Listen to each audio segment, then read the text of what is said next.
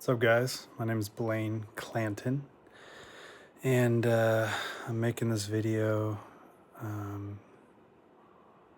basically just to talk, honestly, just to talk and talk about what I'm going through um, in my life. I recently had a daughter, and she was born on August 26th, 2025. And she was born prematurely, 24 weeks. So she was literally a pound and 12 ounces. And it happened all of the sudden. My partner, Carmela, she happened to be in Bellevue at the time, and we live in Tacoma. And she was in Bellevue with a friend getting matcha, and she felt something, I think water, like almost like when she went to the bathroom, she saw like blood in her underwear. And that was just not a good sign. Like she was 6 months pregnant, and it just wasn't good to see blood. And I was home with my family, or my mom and dad, and at my parents' house. And yeah, she texted me or called me and let me know what was going on, and I was just really concerned. And yeah, a lot of thoughts were going through my head of like, are we gonna lose the baby? Like, what the fuck's gonna happen, and so luckily UW Medical Center was literally 5 minutes from her. They went to UW Medical Center. And she was thinking about driving home, and there was hella traffic, and that would have just been all bad, because the baby could have just came out. And she went to UW Medical Center. They checked her out, and apparently everything was all good. And she was going to be discharged. And so her friend texted me like, "Hey, everything's good." And I'm like, "Okay, good. Everything's good. Sweet." Like, whew, right? And then like 20 minutes later, or like an hour later, she texts me text me, and basically says, "Oh, I'm being admitted." And I'm like, "What the fuck? Like, what the fuck is going on?" And I had just gotten to a friend's house, and I had to let everyone know that, hey, something's going on, and with Carmela, and she's being admitted to the hospital. And that's all I really knew at that point. And so I rushed out of there and headed up to Seattle. I went and grabbed a bunch of stuff, headed up to Seattle. And when I got up there, basically all the doctors, or the doctor was there, and nurse, and Carmela was there with her friend Carrie, and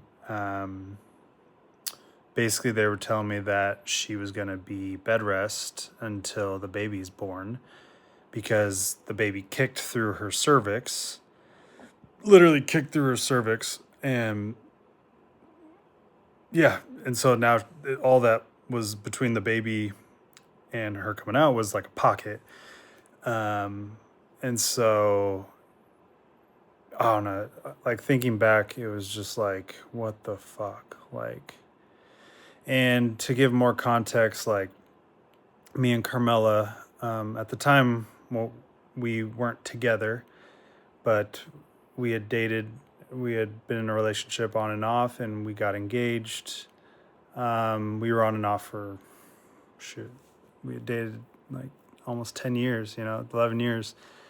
And we had just started to kind of part ways, and we were still hanging out, and boom, she got pregnant. That's just to give a little context of like what's going on between me and her at the time. And I was kind of doing my own thing, and she was like, I was taking care of things. Like I was doing the best I could to like be there for her, but like emotionally it was tough on her, because I wanted to go do my own thing. And so yeah, it was pretty heavy, some of the emotions. And, but at this point, like, all that mattered was the baby. Hopefully the baby's healthy. That was the main concern. And, yeah, fuck. And then all the NICU people came in. So I didn't even know what NICU was at the time. And now I know, obviously. But the NICU, I don't even know what it fucking I forget what it stands for. But I'll have to look that one up. My brain is all fried right now. Anyways, all the NICU people were coming in, anesthesia doctor, talking about, hey, if this happens, this is what's going to happen. And we're just like, I hope that doesn't happen. I hope she doesn't have to be born right away. Obviously, I didn't want her to be bed rest for that long. That would have been tough. But like, if it happens, it happens. And so, yeah, that night, all this happened. This is probably around she got there around 6 p.m. I didn't get up there till about probably 9, 8, probably like 9-ish, 8 or 9. And we went through the process of talking to doctors, nurses, and then by 2, 3 a.m., I took like a little hour or two nap. And, we were hoping that we could get up and kind of wake up the next day and figure out what's going on. And boom, 2 hours later, I wake up and the nurse had gone in to check Carmela and was like, oh, I feel legs, I feel feet. And Carmela, and she was like, this baby's coming out today. And we're like, oh, fuck. So I woke up and I'm just like, what? Like, fuck. And boom, they take Carmela into the operating room. And then they hand me all the gown and all that stuff. And man, like, my life was just like, it was almost like championship game, like getting ready for the championship game. And I had to get all the stuff on. I literally put the things that go over the shoe, I put it on my head. I was trying to put it on my head for some reason. I was just not thinking. And I was like, oh, this doesn't fit. Oh, obviously it goes on your feet. And then got all the gown and stuff on, and I just was pacing back and forth, pacing. And boom, the lady comes in and she's like, Blaine, I'm ready for you. And I'm like, all right, boom, in it. And at this moment in time, I was very present. I went to a show called Bass Canyon at the Gorge and had an unbelievable experience with some unbelievable people and friends, met some new friends. And I was just feeling really good at the time. Like, I was just I was on. I was just on. Like, I was trying to spread love and I was just wanting to give love to people and telling everyone, hey, you're amazing. You're beautiful. You're amazing. You're beautiful. Like, not like to everyone, but just when I saw like certain people that I cherish in my life, I wanted to let them know, like, hey, you're amazing. You're amazing. You're amazing. You're amazing. Like, just was like on. And I probably definitely rubbed some feathers. Some people took it the wrong way. Not necessarily the wrong way, but just like weren't used to that from me, being that on. And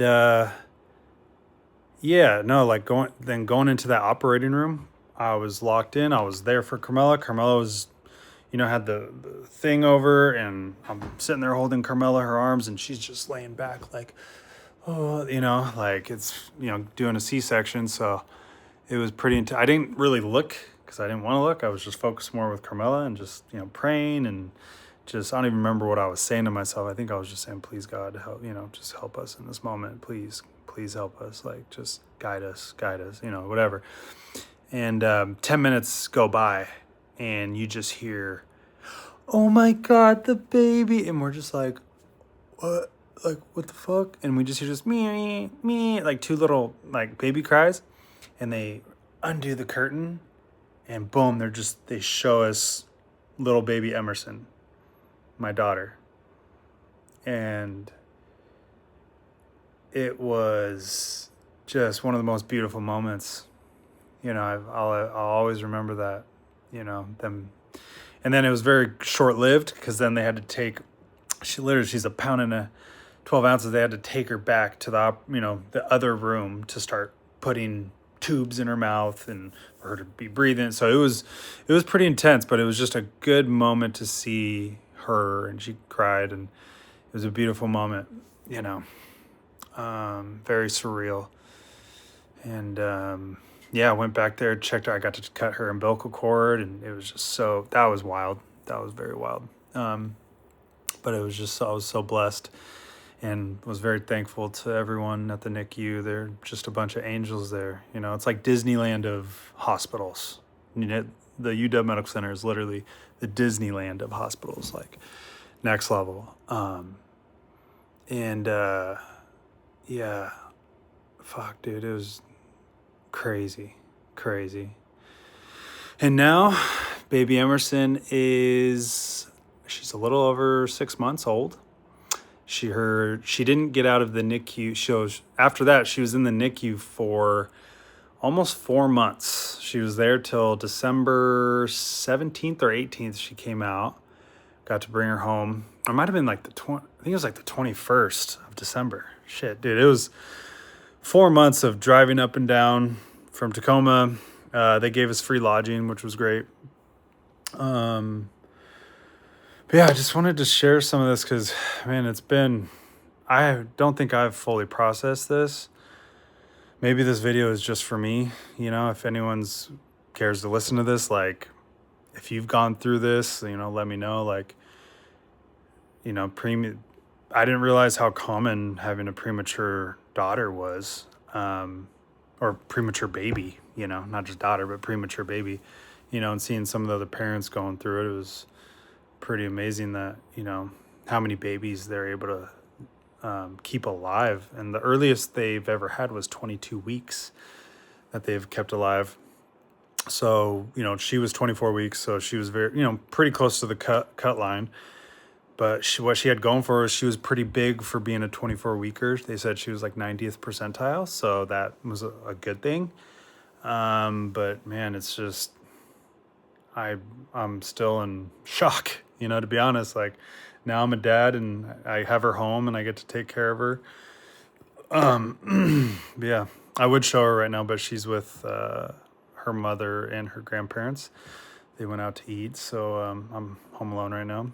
I just got done with the basketball game, but yeah, I'll just I want to show her to the world because she is such a beautiful angel, and she deserves that. And yeah, hope you guys have a great day. I know I certainly have gone through a lot of different emotions throughout this process, like been dealing with grief, been dealing with a lot of anxiety, depression, even a little anger at times, like maybe irritability. And I'm trying to continue to work through it. Like, being a father is pretty difficult. And when you're, I guess, in a situation where you're not fully with the other person, but you are together because I'm living with her, we're taking care of Emerson together, but there's the uncertainty of like, okay, but are we like together? And that's been weighing on me kind of heavy, and I just wanted to share that and get it off my chest because, like, I don't really have anyone to talk to about it sometimes. Like, I know that sounds kind of sad, but like, I just want to talk, I just want to get it out, but I do love her, obviously, and I want the best for her, and I'll always be here for her and for Emerson, obviously, and I want to take care of both of them, but while also trying to eventually have my own autonomy, get my own place and, continue where I want to go, while also raising a family, having a family and raising a kid. And I think it's just been very difficult to talk about with people, family, or because you don't want to put that burden on them. You don't want to, you just don't want to put that on anyone else. But right now I'm just continuing to work on myself. I go back to work this week. I've been off for 3 months with parental leave. And yeah, I'll be back at work here soon, which will be good for me to get out of the house and just to get out of my own head a little bit. I've been in my head a lot just being home with the baby, and at times it's hard to escape your own mind. And that's really what I want to talk about is just, mental health. I've struggled with my own mental health for probably since I was a kid. And it's gone, up and down, up and down. And, I'm continuing to work on it. Yeah, because I want to be happy. I mean, at least I want to be at peace with myself. Now, happiness will come, but I just want to be more at peace with me, going forward, and just live a great life, and I want everyone else to live a great life. And yeah, as you can tell, it's kind of, things are heavy sometimes, it's like,